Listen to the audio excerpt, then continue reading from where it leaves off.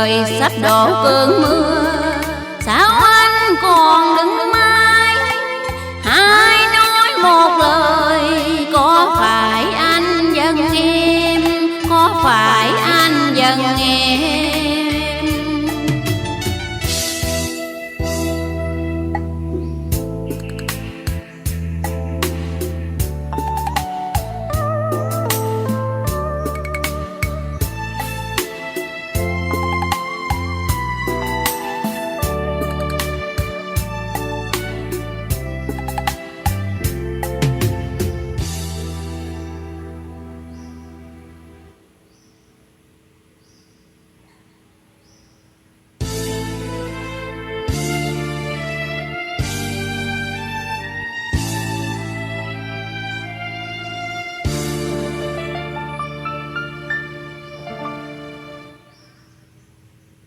Có phải vì giận em mà chiều nay anh không thèm đưa đón, để mặc cho em đứng một mình bên yên vắng, nhìn những giọt mưa rơi như dòng lệ thăm mây sâu.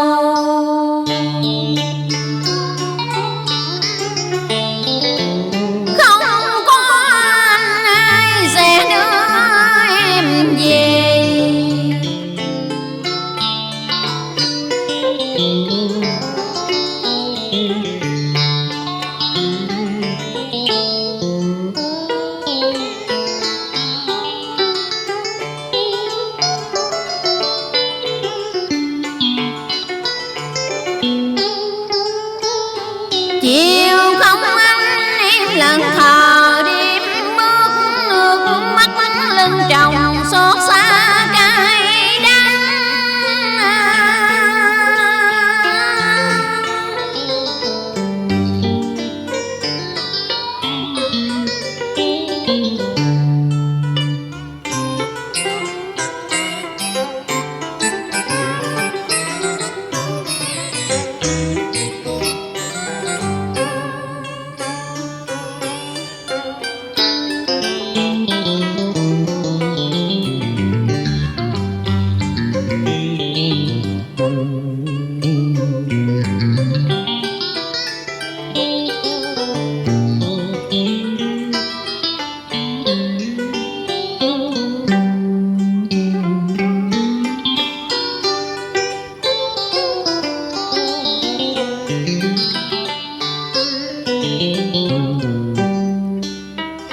Buổi chiều nào đôi mình chung bước dưới cơn mưa đầu mùa im nên thơ.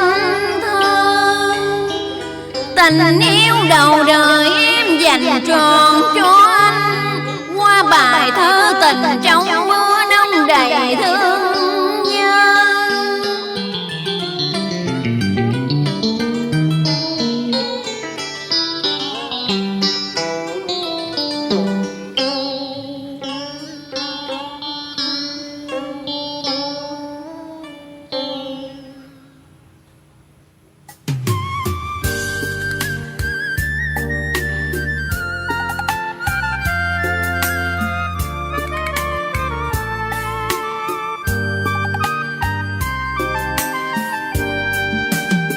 Yêu nhau từ độ nào mây mùa trăng lên cao, thiết tha mỗi duyên đầu để tình đôi ta bên lâu.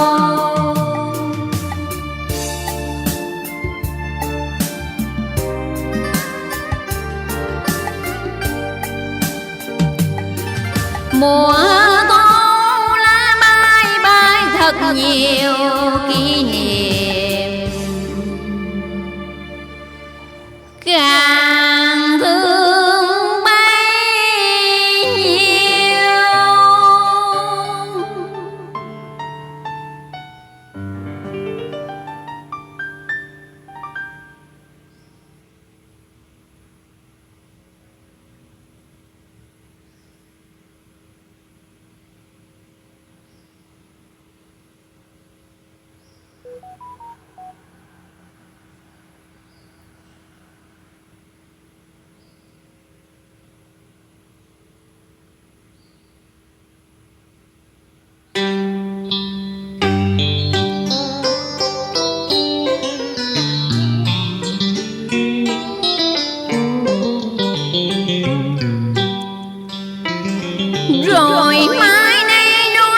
đôi ngà, mỗi độ thu về mỗi lần thương nhớ đầy vơi.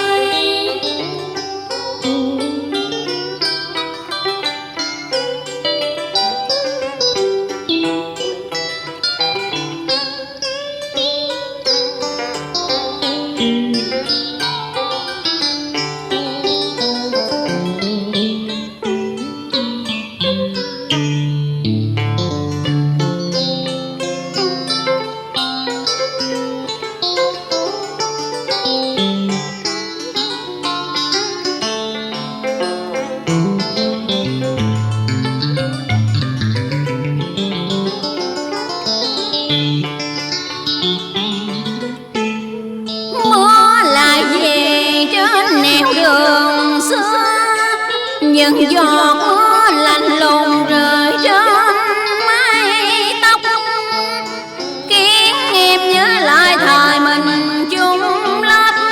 Nhớ bài thơ tình trong mưa anh kèm quyển sách trao em, bài thơ tình năm cũ còn